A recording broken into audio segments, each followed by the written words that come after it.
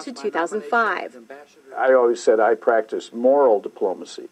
During the more than 25 years of his pontificate, John Paul II dramatically raised the profile of the papacy on the international level and played a key role on many fronts, such as helping to bring down communism in Eastern Europe. Throughout his extensive travels, he was a vigorous global voice. Benedict has continued that advocacy, which experts say reflects foundational Catholic beliefs. But times have changed since John Paul became Pope.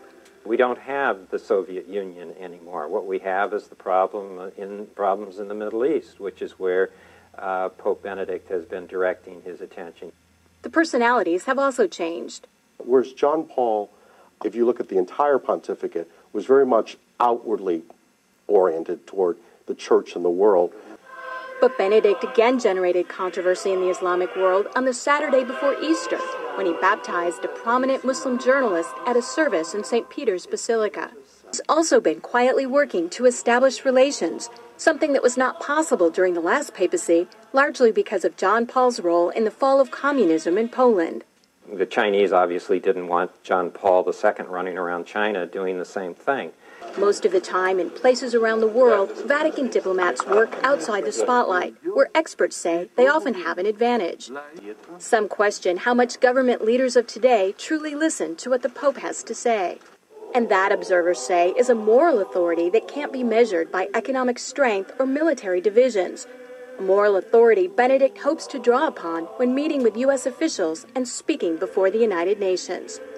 I'm Kim Lawton in Washington. A lot of good Christians in Roman Catholic Church, notice Catholic Church, but unfortunate because they don't understand the history of their church. During Dark Ages, Constantine was the one who united his own people, them pagans, to Catholic Church. And when they unite in the church, because, there were statue worshippers, idols. So when they brought their idols, notice statues in Roman Catholic Church, they began to name them. Instead of Jupiter, they call it Peter. And it's so sad that they give them a lot of Christian names. And they bow down, sometimes they kiss, they worship. But to change the name, that doesn't mean the idol is changed. Friends, so when they take leadership in the church during Dark Ages, they change rules in the church and they come up with a lot of traditions because they can't go by Bible rules. Because like I said, there was pagans. According to Ten Commandments, you don't have to bow down images and statues. If you look Roman Catholic Church, the 10 commandment, the second commandment that talks about images, they removed that. And then the 10th commandment, they spread. One of them that they also did, they persecute a lot of Christians that they protest against their paganism and their traditions. Protestants, Sunday churches, they persecute them, a lot of them. So that's why their forefathers, they ran from persecution and they came to United States and they find free land. So now we're going to go to Revelation chapter 13 and you're going to learn a beautiful Bible prophecy. Revelation chapter 13 has two beasts. Notice the first beast is Roman Catholic Church and then the second beast is United States. Verse 11 and 18 they unite with Roman Catholic Church. Let's find out who gave the power to Roman Catholic Church. Notice Revelation chapter 13 verse 4. So they worship the dragon who gave authority to the beast. And they worship the beast saying, who's like the beast, who is able to make war with him. Friends, according to Revelation chapter 13, we know that the dragon gave the authority, the power to this beast. And according to Revelation chapter 12 verse 9, the Bible helps us to understand that the dragon is the old serpent called the devil and Satan. Notice what it says in verse 11 and 12. Notice the same chapter, Revelation chapter 13. Then I saw another beast coming out of the earth, and he had two horns like a lamb, and spoke like dragon. And he exercised all the authority from the first beast in his presence, and caused the earth and those who dwell in it to worship the first beast whose deadly wound was healed. Just in case if you're thinking about any country, they don't fit. Whether it's China, India, Iraq, or Africa, they don't fit.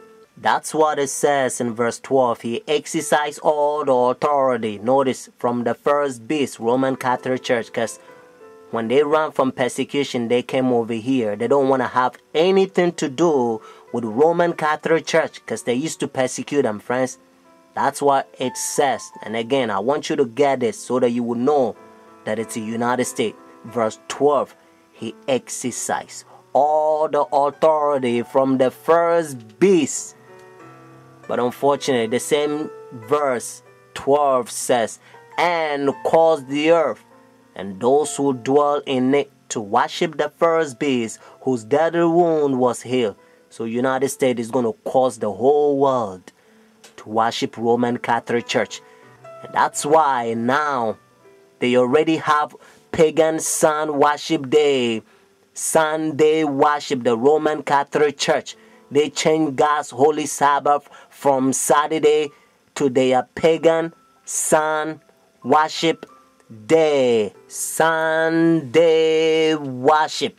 So whenever they enforce the law, friends, if you think, well, because I'm not going to buy, I'm not going to sell, and the things is going to be hard, and you don't believe in God, and you doubt His power, if you doubt God who created you, the one who holds your breath, and if you doubt His power, and if you go by the pagan sun worship day, behind the scene is the devil that wants you to worship him, at that time probation will close. Your decision is made. You will be doomed. Revelation chapter 14, God placed a fearful curse on those who receive the mark of the beast, those who worship the devil. But friends, have faith. Jesus Christ will send His angels. Sometimes they will come as a form of mankind, and they will give you a food in the time of trouble. Hebrews chapter 4 verse 7 to 11. Notice what Bible says. And again he designated a certain day, saying in the David today, after such a long time as it has been said, today, if you will hear His voice, do not harden your heart. For if Jesus has given them rest, then He will not afterward have spoken of another day.